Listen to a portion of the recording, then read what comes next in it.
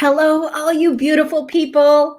My name is Donna. If we haven't met, I am the founder of Vibrant Living International, and our mission is to empower you, spirit, soul, and body, so you can live vibrantly, have the life of your dreams. So I love the changes in seasons, but especially spring. I'm wearing purple today to celebrate spring. It is a time of renewal. Things that looked dead and drab and dull are bursting forth with new life all around us. There is new life and new hope. So, this month, my focus is new beginnings. And it is one thing that I love to celebrate. I just love watching flowers and the trees bud and all of the things, and the grass turning vibrant green. Um, so every Wednesday, in my Vibrant Women groups, if you happen to not be a member wherever you're seeing this, every Wednesday at 7 p.m., I share live in the group as well as other resources during the time. And I have 2 podcast episodes coming out this month. My podcast is called You Were Designed for Greatness, and you can find it on all the platforms.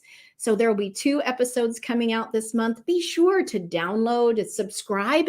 It just helps me reach more people.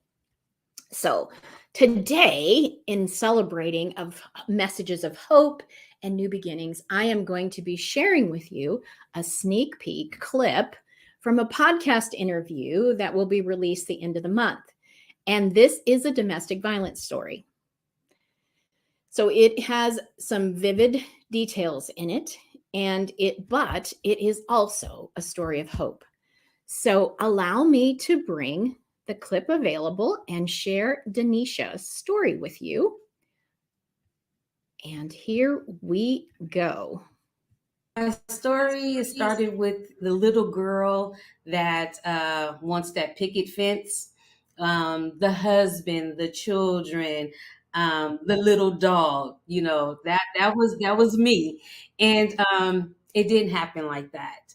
I grew up with certain types of abuse because my uncle was on drugs, and he actually tried to kill me at one time.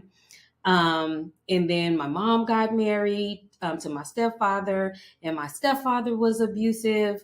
There was things that he tried to do, didn't work out, but there was still a try there. And so then I'm like, I'm fed up with this. I don't want to be in this house. So I literally jumped from the frying pan into the fire. So I ended up getting married. And when I got married, not knowing that he was abusive, um, I was married for 7 years. We had 2 children together. I was a first lady. He was a pastor. So all of this is going on while I'm in the church, smiling and letting people know that God loves them. Um, it gradually happened. It wasn't something that just, happened very slowly, So it goes from a push, to a shove, to a slap, to punches, and then it's in your home, and then it gets so out of hand that now they don't care if it's in public. So at first it's hidden at home, but then as it escalates, it doesn't matter if it's in private or in public. Um, we moved from out here from California to Arizona. So now I'm not with my family. It's just us. And see, when I was in California with my family, when things would happen, it was easy for me to go to my mom's house and just be like, you know what, I need a break, take the kids, and I just, kind of regroup. And then I go back. But once you move away and you don't have that support system, then it gets even harder. And the person knows that you don't have the support system. So the abuse also gets worse. So one night, you get to the point where it's like enough is enough, and I kind of did that pro and the cons kind of thing. when you're in life, you're just like, okay, what are the good things? What are the bad things? And the cons really outweighed the pros. But no one knew that I was going through abuse. Abuse is very embarrassing. It's humiliating. And that's the reason why my book, Eyes Wide Shut, It Happened to Me, is because a lot of people feel like, oh, that just happens to this particular group of people, or it only happens to poor people, or it only happens to minority. It happens to doctors, it happens to nurses, so it happened to me. I'm feisty, I was a fighter, and here I am fighting for my life to get out of this marriage. So I went home that night. In the book is one of those, is like the longest night of my life. um, get home and I walk in the door. I want a divorce. I literally walked in the door. No hi, no how you doing? How was your day? It was like, I want a divorce. And I believe he felt, because you go back and forth, you leave, you come back, you leave, you come back, and they don't think that, you're really serious. You're right. So this time, I think he could feel that I was serious, because it was just like, we're not playing any games today, no. And the night just kind of drags on from there. I asked for a divorce. He's like, well, if you want a divorce, then I want you to sign this piece of paper saying you don't want nothing from me, and I take the pen and I just sign my name as big as possible, because I'm like, I do not want this anymore. I deserve so much better. And that's when he got really, really angry, went into the kitchen and got a serrated 8-inch knife and slit my throat. And so, really not knowing what to do, like I said, the night just drags on, because it went from one scenario to another. He went from cutting me to talking about that he wants to die for me to kill him. So it's just this up and down roller coaster all night. And so he says, I know what will make you kill me. So I have a 2-year-old, a 4-year-old, 3-year-old, 5-year-old. They changing ages, One, my daughter is on the top bunk, my son is on the bottom bunk. And he snatched him out of the bed and he said, if you don't kill me, I'm gonna kill you. I'm gonna kill him. He has my son on one arm and the knife on another. My son is snatched out of his sleep. He's 2. So his eyes are wide as saucers and it's in my neck. It's just dripping.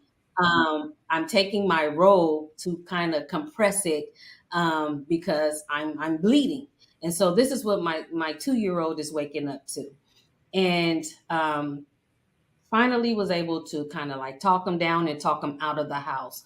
And I had to really comfort my son and just let him know mommy was okay. Mommy wasn't okay. And so what I want the takeaway to be is that there is life after abuse. There is love after abuse. There is laughter after abuse. There for sharing that with you, but what an amazing story, right? And I remember the first time I heard her say, he cut my throat, and I'm like, and you're here? But it is an amazing story. And when you, at the end of the month, you can check out my podcast and hear the entirety thing. But I am so passionate about helping women turn their baggage into luggage to bring hope and tools on how to get there.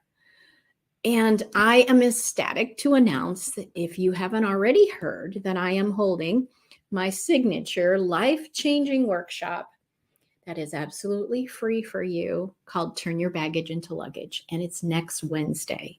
So if you haven't registered, it's exactly 1 week, probably from when you're seeing this video.